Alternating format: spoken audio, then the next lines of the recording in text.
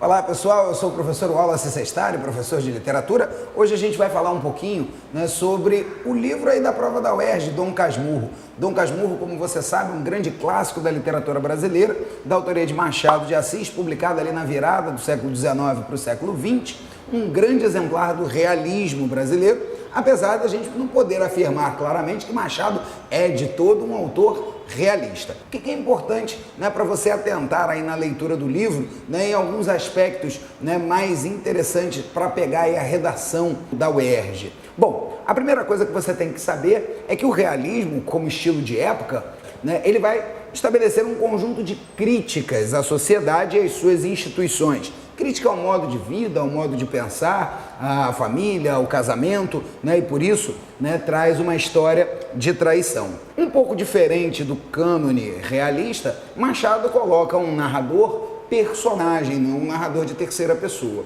Com isso, a gente tem a parcialidade. Esse é um tema muito importante. O que é parcial e o que é real. Nós sabemos a história por conta desse narrador. Que esse narrador, na verdade, são três. É o Dom Casmurro, o verdadeiro narrador da história, aquele que está lá no final e conta a história já tendo vivido, sendo a grande consequência da sua vida, e conta a história do jovem Bentinho. Bentinho, que mora já numa família em que reside a crítica social. A família é uma família de viúvas, de herdeiros, de agregados, e com isso quebra-se a ideia da meritocracia, afinal de contas, ninguém tem méritos de ser o herdeiro de uma fortuna, então ele é o burguês que não vai precisar trabalhar, ter méritos, se esforçar para conseguir a sua fortuna. Mas Bentinho não é o dono do seu próprio destino. Quando ele nasce, ele já nasce predestinado a ir para o seminário por conta de uma promessa de sua mãe.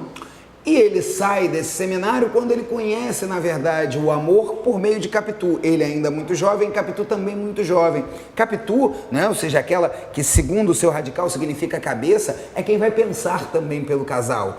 Ou seja, se Bentinho não tinha o seu destino, o destino em suas mãos, ele continua não tendo, porque é Capitu que arma o plano para que ele saia do seminário.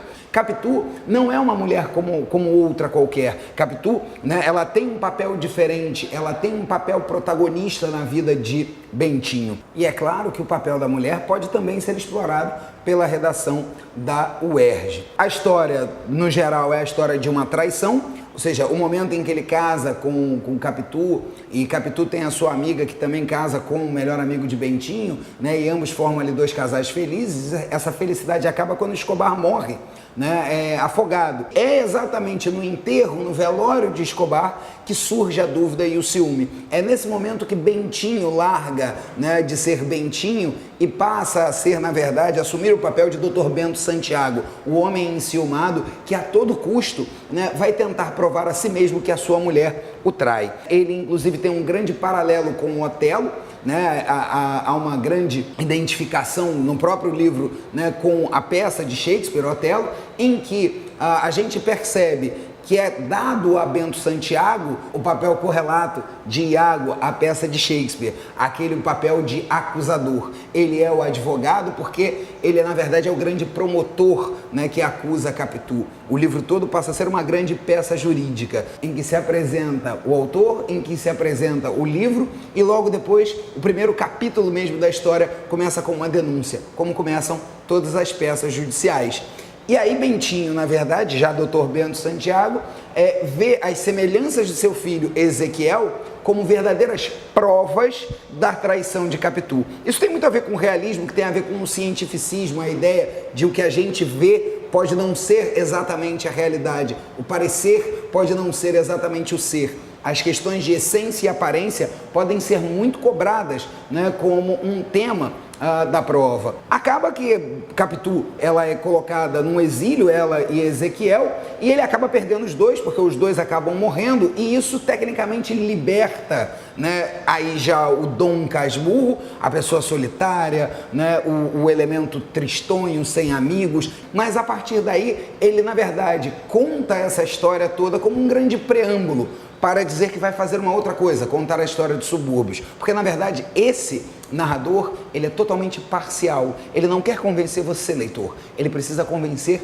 a ele mesmo. Ele tem uma tese, ele tem um ciúme. E tudo que ele olha é exatamente para provar aquele ciúme. Dom Casmurro é, no fim, muito mais do que uma história de amor. É uma história de uma relação do homem consigo mesmo, da visão do homem com relação ao que ele acredita, com aquilo que é real e com aquilo que ele quer acreditar. Todos esses temas, todas essas temáticas podem ser bastante exploradas pela UERJ nesse clássico da literatura brasileira que é Dom Casmurro. Eu espero que você tenha gostado bastante de ler, né? Porque Machado de Assis é um gênio da literatura, beleza? Arrebenta aí na UERJ!